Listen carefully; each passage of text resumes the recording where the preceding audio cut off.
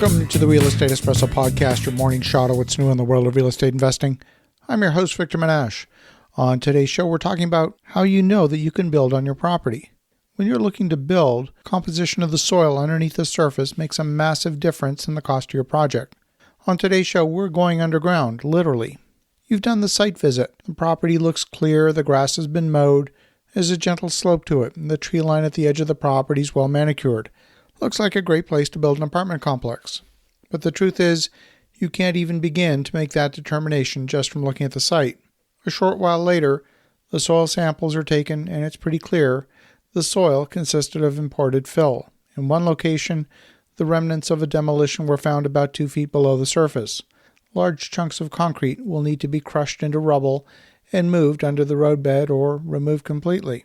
The geotechnical engineer says the imported fill will not support the weight of the building and therefore it needs to be removed and replaced with higher quality fill. Now you're facing double the transportation cost. Not only that, the foundation pads will need to be built in 12-inch lifts with a soil cement added to stabilize the soil every 12 inches. And if this is starting to sound expensive, well, you're right, it is. The additional cost is an estimated $750,000 beyond a foundation-ready site. In another case, we are building in the downtown core in Philadelphia. The existing foundations, built in the 1920s, were dug to a depth of about 6.5 feet. The new design for our 4-story building called for digging a hole nearly 11 feet deep. That's to the base of the foundation footings. The concrete slab for the basement apartments would be 9 feet below grade. After digging the foundation hole, water started rising up from down below. We had pumps running continuously. We actually had to dig deeper, down to 15 feet, and keep a high-volume pump running from a sump pit for the entire duration of the construction. That building's been occupied since 2014. We've had 2 sump pumps running nearly continuously for 7 years. That is, at least until they failed. There have been a few dry periods when the pumps didn't run, but if we had measured the groundwater during those periods, we would have concluded that there was not going to be a problem, and when the pumps failed, we actually had water damage in the basement apartments. In another project, we're planning for a residential subdivision. Most of the homes in the area don't have basements.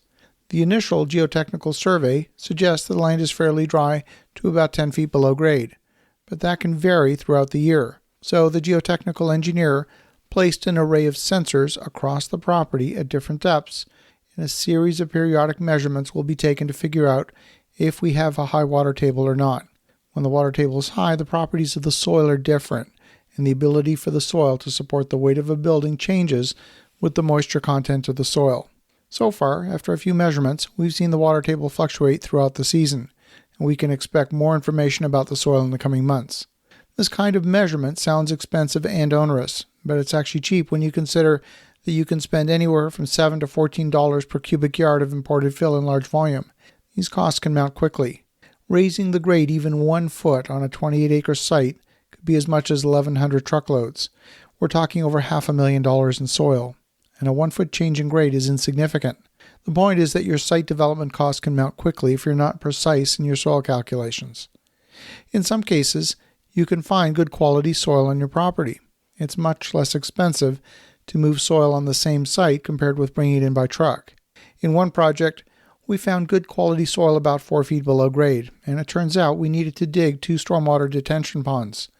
We dug those ponds much deeper than they needed to be, to simply mine them for good quality fill. We then dumped the poor quality fill in the base of those ponds where structural integrity of the soil didn't matter at all. Some people wonder how some cities have come to have so many high-rise buildings. When I think about, for example, Manhattan, almost the entire island is made of bedrock. You can easily support a 100-story building when you've got a stable rock base supporting the building. So rock can be your friend or your enemy depending what you're trying to do.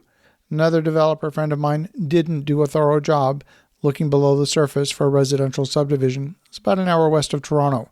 Turns out he had too much bedrock. Ended up spending $1.2 million in additional site costs drilling and blasting through the bedrock. He managed to save a little money by convincing the city to allow changes to the grading plan. So in reality, he would have spent even more if he hadn't got those savings. I see so many inexperienced developers making the naive choice to cut corners on the geotechnical survey. And this is one area where I always want to get that work done very early in the due diligence process. So as you think about that, have an awesome rest of your day. Go make some great things happen. We'll talk to you again tomorrow.